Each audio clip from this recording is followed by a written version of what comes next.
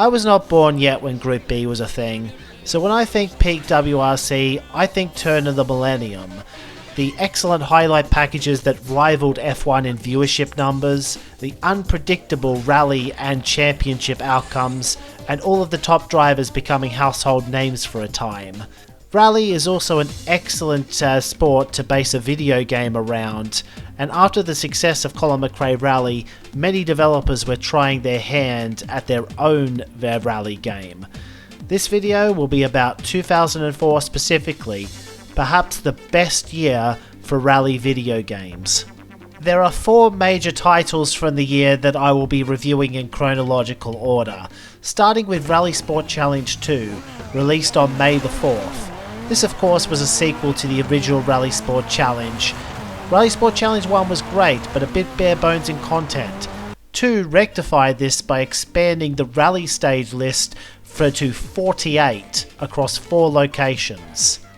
But the unique hook of this game series at the time was that it wasn't just about pure rallying. Hill climb was like rallying but with faster cars. Rallycross and ice racing were 2 variants of off-road circuit racing, and you also had super special stages as its own game mode.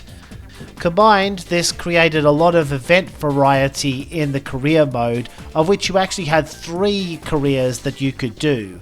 Perfect for players of all skill levels, but it also incentivizes self-improvement as the champion career is the deepest and has the best unlocks attached to it.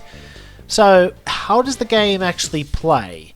Well, it's pretty clear that from a few runs I did that this is a full arcade title.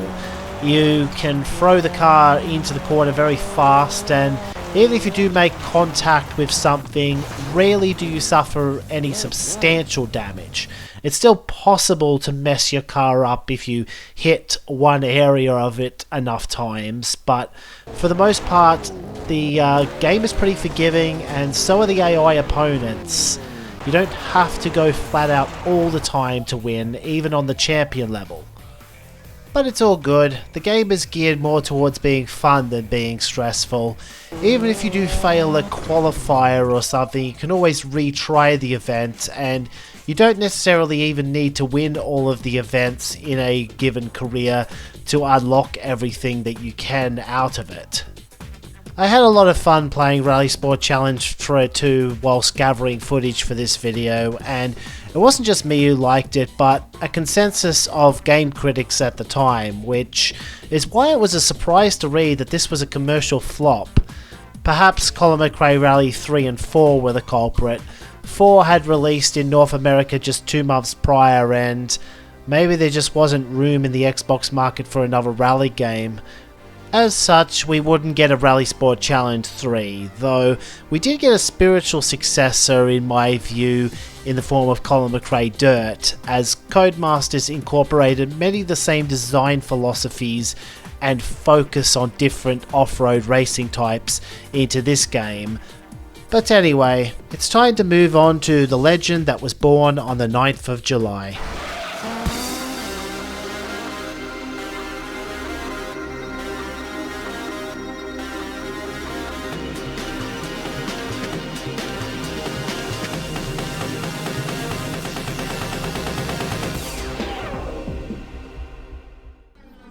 The first thing most players will encounter in Richard Burns Rally is the game's insistence that you go to rally school, to the point where the season mode is completely locked off until you do at least the basic lessons. So I guess we're going to rally school first. RBR is in many ways the complete opposite of Rallisport Challenge, and it wants to prime the player into driving with control rather than aggression, to the point where these first few tests are all about adhering to speed limits rather than going fast. You only needed to finish the basic lessons to get the game to stop pestering you, but the advanced lessons were a chance to let loose and learn some valuable rally techniques. I do have an issue with this section of Rally School, however.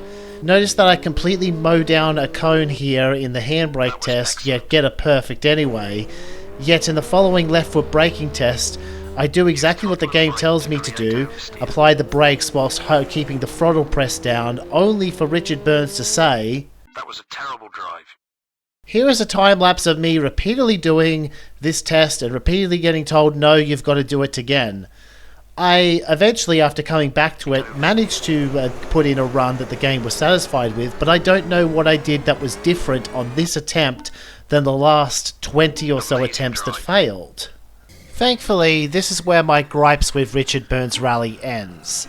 The game has a fantastic rally season mode consisting of 6 licensed regional rallies, with some of them even having sections fatefully recreated like the infamous Canberra mineshaft. The game may only have 8 cars and 37 stages, of which 25 are unique, but it makes up for this lack of content in other ways, such as realistic rally schedules, including the Recce Day. Setups are also very deep and go over my head. I have to admit I am out of my depth here. The driving itself is very good as long as you have the right settings. Here are the settings I'm using for my controller, and it feels very natural to drive. I can push and lay down competitive times relative to the champion AI. Of course, with pushing comes peril, and on the realistic damage setting, any substantial front-end hit is going to end your rally immediately. Though it's not the only way to DNF. For instance, you could kill 2 cameramen and now you're under arrest for manslaughter, so obviously you can't continue driving in that scenario either. By contrast, the side contact and rollover damage seems to be a little bit too forgiving. Damage can be repaired back at service, and another cool feature is that the news ticker will tell you exactly when and how other drivers in the rally lost time, making the overall experience more immersive.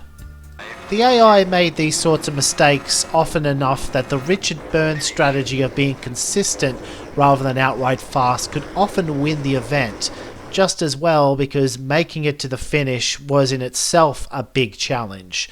Though that just made putting it all together and getting on the top step of that podium all the more of an accomplishment. Sadly, Warthog Games was not long for this world. They got bought out by Gizmondo, who soundly got trounced by Sony PSP and Nintendo DS. In its wake, however, came a fantastic modding community that has constantly pushed the Richard Burns engine to new heights, and a fan base that still to this day argues that Richard Burns Rally is the king of rally games. Even judging the game in its purely vanilla state, I have to agree that it's a great game, but so was this. This is Colin Mcrae Rally 2005, and on a car and track variety level, it is very impressive. 34 cars, 76 stages, of which I don't believe there to be any reused roads, and it's all tied together with a career mode that was freshly minted for this installment. The game may have merely been an expansion pack of 4 in many ways, but what an expansion pack it was. It's probably for the best that Codemasters didn't try to reinvent the wheel, because the gameplay was already very good in Colin Mcrae Rally, and it still is here in 2005. It's not going to win a realism contest against Richard Burns Rally, but it looks and feels like Rally, plays like Rally, and also provides an ample challenge for players of most skill levels. I will say that despite being fairly error-prone throughout my recording for this video, I did win almost every stage I contested, but I do remember that the career mode got harder as you reached the top tiers as well. Speaking of, many of the career mode events were run over 4 to 8 stages, with points awarded at the end of each stage rather than over a rally, though you would still have to repair the car as usual between stages. This prevented most events from dragging on for too long, though there was still a number of gold cups and towards the end a couple of full-length championships to compete in. Completing events would unlock new cars and also upgrade tests for your existing cars. And whilst I did heap praise on this game earlier for its sheer volume of content, it is still just Rally all the time, so tests like these are a nice change of pace and also give you a tangible reward so you can compete in later championships. Indeed, that may be the reason why this was the last pure rally game from Codemasters, because Rallisport Challenge had the advantage of giving you different ways to play so that the game never felt stale. Indeed, Codemasters wouldn't release another Dirt game that was truly rally-centric until 2015, and even Dirt Rally had some hill climb and rallycross sprinkled in. This is not a knock against Mcrae 2005 by any means. It promises you a great rally experience and delivers on that front, and then some. If you're a fan of racing games at all, you will not be disappointed in playing this game. And the strength of games like these had a lot of people wanting Codemasters to gain the WRC license again, though that crowd was perhaps a bit quieter back then than they were recently.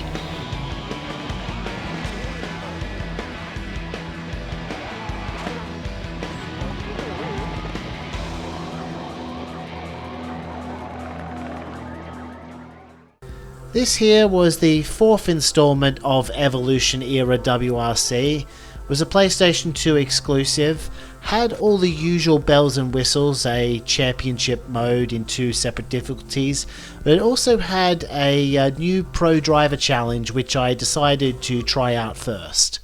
Now, the thing I immediately noticed coming out of Colin Mcrae 05 is that this game feels a lot more understeery, whereas Colin felt oversteery.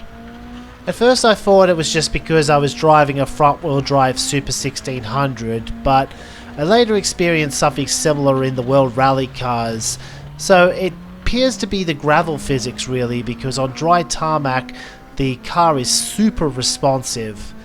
Anyway, I was also surprised by the difficulty of this particular challenge, because even after learning both tracks and putting in some good times, I didn't win either individual stage, though I did win the aggregate by 10 seconds. And this, combined with the faster evolutions of the WRC cars being locked behind a points wall, spooked me into playing the championship mode on professional, not expert, though in hindsight this was probably unnecessary. Oh, suck it, Loeb! Championship mode was your standard fare. You raced a 16-round season as any driver of your choosing. There were 6 stages per rally, which at first sounds like a downgrade on WRC 3, which had 9. But if you exclude reverse variations, the count is 4 stages here versus 5 in 3, and actually the reverse variants in this version would detour from the main road to make them feel more unique. I can't speak about the accuracy of most of these stages, but when it comes to the super special stages at least, they do appear to be a one-for-one recreation of the real-life super specials, so that's really nice. The only major flaw I noticed in my WRC play session was the damage model. What damage model? I was clattering obstacles all the time in this Monte Carlo rally, yet each time in the service area it would say that my car was in perfect condition. That aside, this was another good rally game with a decent chunk of bonus content once you grind out the points to unlock it all. Revolution Studios would go on to create one more WRC game, Rally Evolved, which introduced the much loved random event system, but also downgraded in regards to stage variety. 3 stages per event, and the stages were shorter on average than WRC 4, so it was a sideways move at best, and ultimately the series was discontinued, with Milestone picking up the WRC license 5 years later. There's a clear recurring theme here, a theme of this being the last hurrah for Rally's second golden age, both in the real world and virtually. DICE moved on to make Battlefield. Evolution Studios started the MotorStorm series. Codemasters diversified with the Dirt franchise, and Warthog Games died completely. But in 2004, they each independently created a rally game that would be much loved and remembered by people who played them to this day. And that is what makes 2004 the year of the rally game.